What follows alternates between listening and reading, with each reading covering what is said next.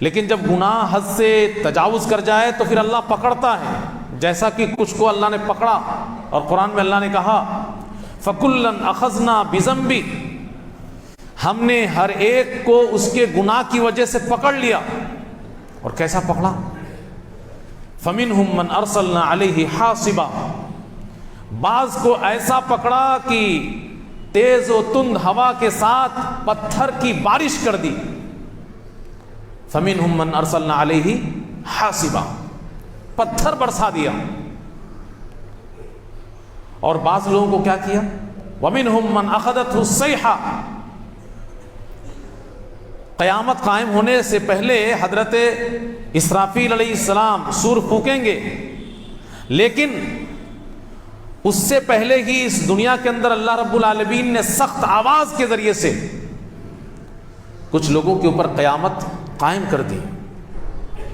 وَمِنْهُمْ مَنْ أَخَذَتْهُ الصَّيْحَةُ، ہم نے ان میں سے بعض کے اوپر سخت آواز اور چنگھاڑ بھیج دی، اور اتنی سخت آواز بھیجی کہ ان سب کی روح نکل گئی، سب مر گئے۔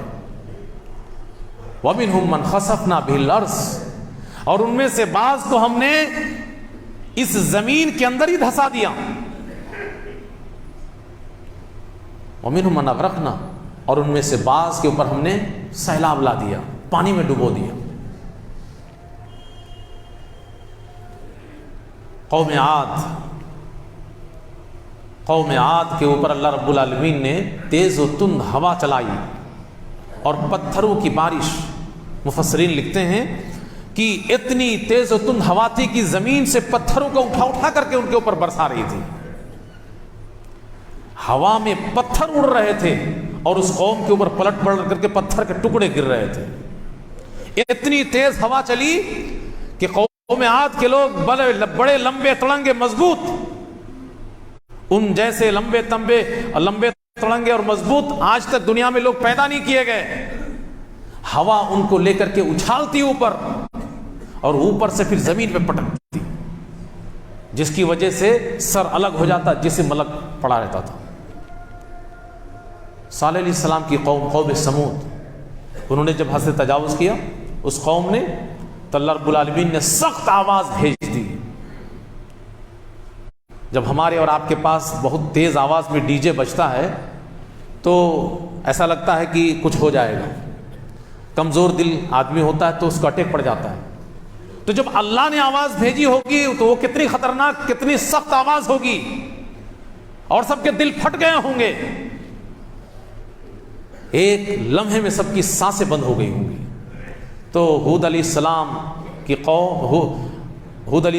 قوم عاد کے اوپر اللہ نے عذاب بھیجا، آندھی اور طوفان کی شکل میں پتھر برسا کر، اور صالح علیہ السلام کی قوم سمود کے اوپر اللہ نے عذاب بھیجا سخت آواز کی شکل میں۔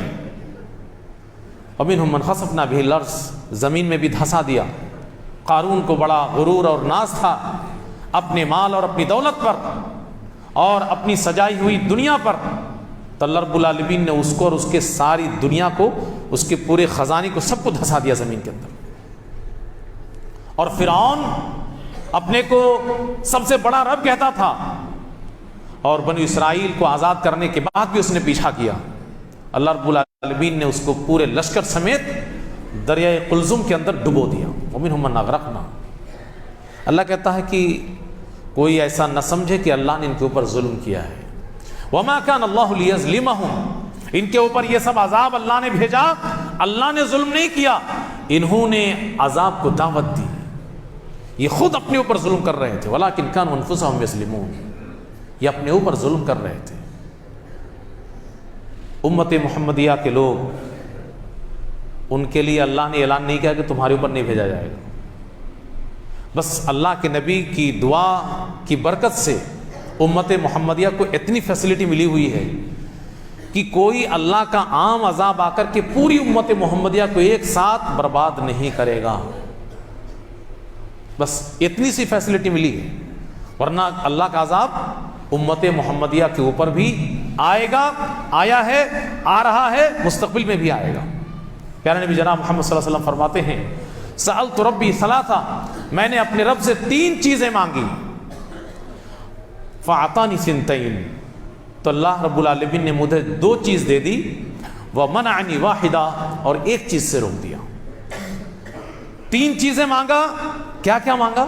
سألت ربی اللہ یہلک امتی بالسنہ، میں نے اپنے رب سے سوال کیا، دعا مانگی، اللہ میری امت کو عام قحط سالی کا شکار کر کے سب کو ایک ساتھ ہلاک مت کر دینا۔